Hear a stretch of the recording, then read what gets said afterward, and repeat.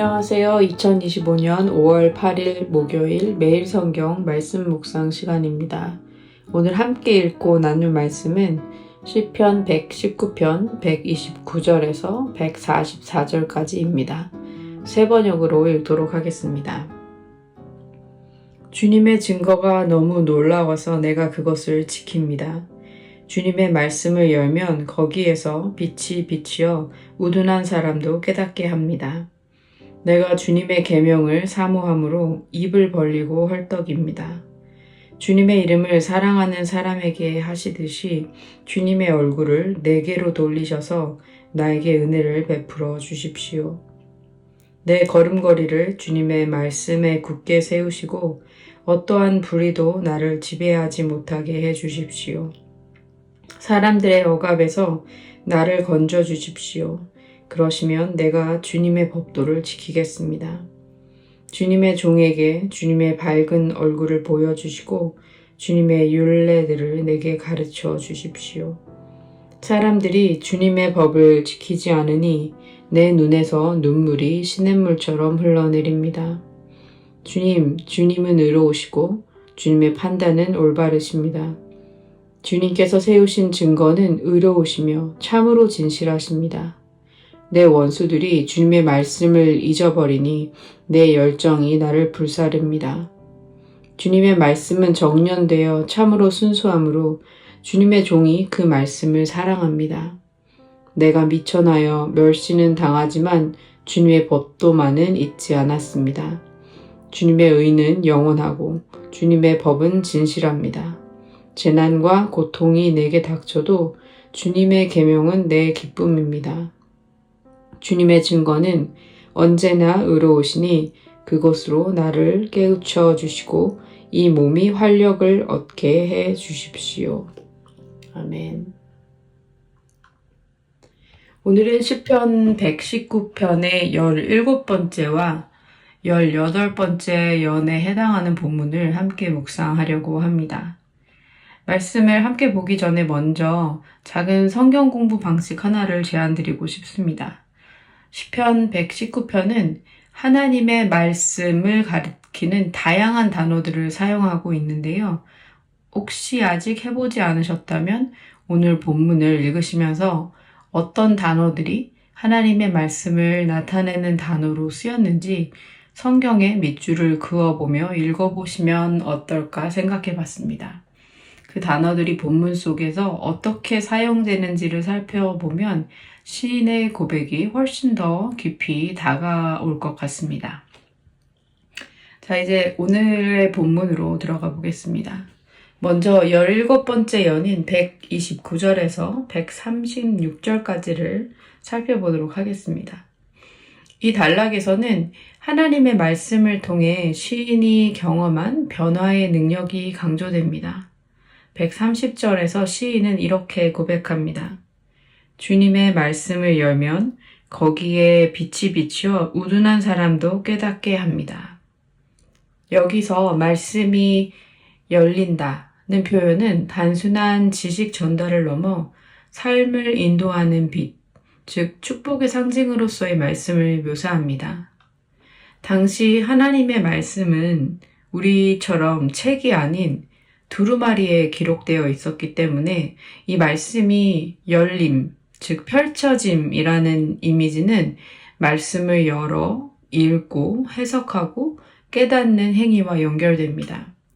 하나님의 말씀이 마법처럼 그 존재 자체로 효력을 발휘하는 것이 아니라 펼쳐지고 이해되어야 하며 성령의 조명 안에서 바르게 읽혀질 때 우리를 이끄는 빛이 됩니다. 그렇다면 나 혼자서 어떻게 바르게 읽을 수 있을까라는 질문을 하실 수 있습니다. 그래서 개인의 읽기와 묵상만큼이나 공동체가 함께 말씀을 읽고 연구하고 나누는 시간이 꼭 필요합니다. 131절에서 시인은 입을 벌리고 헐떡입니다 라고 표현하면서 주님의 계명에 대한 갈망을 굶주린 자의 배고픔, 목마른 자의 갈증에 비유합니다. 구약 성경에서 이런 표현이 땅이 비를 기다리거나 일꾼이 하루의 끝을 기다릴 때 그 마음의 상태를 표현하는 데 쓰이곤 하는데요. 우리 공동체에게도 이런 깊은 갈망이 필요하지는 않을까라는 생각을 해보게 되었습니다. 135절 보겠습니다. 135절에서는 시인이 하나님의 밝은 얼굴을 구합니다. 밝은 얼굴을 비춘다는 개념은 130절의 빛이라는 이미지와 연결이 되면서 시인이 주님의 종으로서 하나님의 미소와 그의 호의를 간구하고 있음을 알 수 있습니다. 여기서 말하는 하나님의 호의는 번영이나 장수 같은 외적인 복, 혹은 하나님의 선하심에 대한 어떤 감정적 확신도 아니고 맥락상에서는 하나님의 율례들을 배울 수 있는 능력을 의미합니다. 신의 갈망의 가장 높은 우선순위 위에 이 마음이 있었다는 것을 알 수 있습니다. 그리고 136절에서는 많은 사람들이 하나님의 말씀을 따르지 않는 현실을 보며 눈물의 강을 흘리는 시인의 모습을 우리가 봅니다. 이 눈물은 단순한 감정적인 표현을 넘어서 말씀을 향한 깊은 사랑과 헌신의 증표 같은 그런 묘사라고 저는 생각이 들었습니다. 말씀이 무시당하는 현실을 보고 이토록 슬퍼할 수 있는 사람은 그 말씀을 진심으로 아는 사람, 또 그 말씀을 절대로 외면할 수 없는 사람이었겠죠. 예레미야 애가서에도 3장 48절에 보면 이런 비슷한 고백이 나옵니다. 내 백성의 도성이 파멸되니 나의 눈에서 눈물이 냇물처럼 흐릅니다. 라고 예레미야 선지자도 고백했었는데 시편 119편의 시인 또한 하나님께서 무시당하는 세상을 보면서 말씀의 회복을 간절히 소망한 것을 알 수 있습니다. 이제 18번째 연 137절부터 144절까지 살펴보겠습니다. 이 단락은 여호와 하나님의 의로움에 대한 찬양으로 시작되고 마무리됩니다. 의로움이라는 단어는 이 짧은 단락에서 무려 5번이나 등장을 합니다. 얼마나 중요한 이 연의 핵심 주제인지를 우리가 예상할 수 있습니다. 138절에서 시인은 주님께서 세우신 증거는 의로우시며 참으로 진실하십니다. 라고 고백합니다. 하나님께서 의로우시고 진실하시기 때문에 그분의 말씀 역시 의롭고 신뢰할 수밖에 없다라는 것을 고백하는 것이죠. 140절에서는 하나님의 말씀이 정련된 은처럼 순결하다라고 또 말합니다. 여기서 정련되다는 은을 불에 넣어 불순물을 제거하듯이 하나님의 말씀이 거짓 없이 참된 진실이라는 의미를 표현하고 있습니다. 시인은 아마도 실제 삶 속에서 하나님의 여러 가지 말씀과 명령과 규례들을 실천해보고 그것을 통해 검증해보았고 그렇기 때문에 그분의 모든 약속들이 진실하다는 것을 체험으로 알게 되었을 것입니다. 그래서 이어서 141절에 시인이 자신은 비록 하찮고 작은 자다라고 표현을 합니다. 그럼에도 불구하고 어쩌면 그렇게 사회적으로 소외되거나 어떤 무시받는 위치에 있었을 수도 있지만 그런 상황에서조차 하나님의 법도를 잊지 않았다고 고백하는 이 시인의 고백은 그가 하나님의 말씀이 얼마나 진실하고 신실하고 변함이 없다라는 것을 알고 그 말씀을 붙들고 살았는지를 알 수 있게 합니다. 여러 가지 삶의 어려움 중에서 오히려 그 어려움과 고난에 집중하는 것이 아니라 시인은 하나님의 말씀을 통해 기쁨을 누린다고 말한 것이죠. 하나님의 말씀은 어쩌면 단지 의무가 아니라 명령이 아니라 고난 가운데서도 유일한 기쁨의 원천이 되었을 것입니다.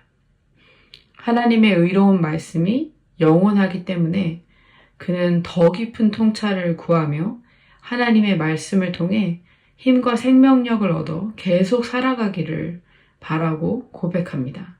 하나님의 말씀은 영원히 의로우며 그 말씀을 깨닫는 것만이 바로 생명임을 고백하며 말입니다. 일반적으로 학자들은 시편 전체가 바벨론 포로기 즈음에 한 권의 책으로 편집되었을 것으로 봅니다. 예루살렘의 성전이 무너졌고 이스라엘 백성이 타국의 포로로 끌려간 그 시대에 비록 물리적인 성전은 존재하지 않았지만 시편이 그들에게 문학적 성전이 되어서 그들이 어디에 있든지 어떠한 상황 속에 있든지 하나님을 예배하고 신앙의 정체성을 지키도록 도왔을 것입니다. 그렇게 시편은 그들의 탄식과 기쁨, 절망과 소망을 담아냈고 시편 119편은 그 중심에서 하나님의 말씀에 대한 깊은 갈망과 순종의 삶을 노래하고 있습니다. 하나님의 말씀을 읽고 묵상하는 삶, 그것이 바로 하나님의 임재 가운데 머무는 삶이고 또한 하나님과 동행하는 삶입니다. 오늘 우리가 시인의 고백에 귀 기울이며 말씀을 펼칠 때마다 하나님의 빛이 우리의 삶을 인도하고 말씀에 대한 갈망이 다시 살아나며 이 말씀이 우리 공동체와 가정을 회복으로 이끄는 능력의 통로가 되었으면 좋겠습니다. 함께 기도하겠습니다. 하나님, 오늘도 당신의 말씀을 통해 우리의 마음을 당신의 생명의 빛으로 밝혀주셔서 감사합니다. 주님의 율례를, 주님의 법을, 주님의 약속을, 주님의 규례를 사랑했던 시인의 고백처럼 우리도 주의 말씀을 사모하는 마음을 갖게 하시고 삶의 어떠한 순간에서도 이 말씀을 붙들고 살아갈 수 있는 믿음을 허락하여 주십시오. 우리 공동체와 가정이 주님의 말씀 안에서 회복될 뿐만 아니라 다시 새로운 힘을 얻게 해주시고 주님께서 주시는 생명력으로 우리 모두가 살아가게 되기를 간절히 소원합니다.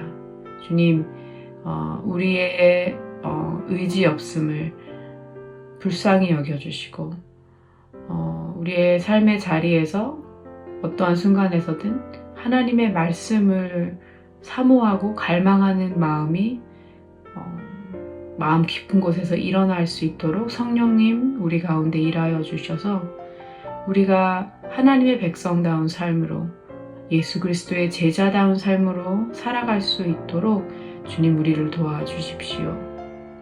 감사합니다. 좋으신 예수님의 이름으로 기도드립니다. 아멘.